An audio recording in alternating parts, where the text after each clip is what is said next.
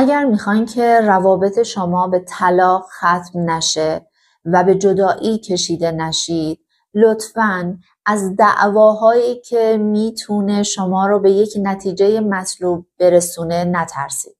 زمانی یک زندگی به طلاق میرسه که گفتگوهایی که میشده در طول زمان، حالا چه به صورت بحث بوده، دعوا بوده، حتی چه اشکالی داره اگر دعوای شکل بگیره که بعد از اون دعوا یک پرونده‌ای بسته بشه، اگر بعد از اون دعوا یک نتیجه مطلوب حاصل بشه و صمیمیت شما بیشتر بشه، چه اشکالی داره که دعوا شکل بگیره؟ کسایی که اجتناب میکنید، کسایی که سرکوبش میکنید، کسایی که فکر میکنید این کاری که به روی خودتون نمیارید این کار خوبیه، بعد از مدت‌ها دیگه نمیتونید این رو تحمل بکنید، چون هر بار حرفهایی بوده که باید میزدید اما نزدید و اینها مونده، جمع شده و به یک باره کوهی از مشکلات رو دارید که حالا میخواین با یک دعوا اون رو حل و فصل کنید. عزیزان، نمیشه. وقتی که هزاران دعوایی که باید میکردین پشت سر شما هست، در بک‌گراند شما هست و شما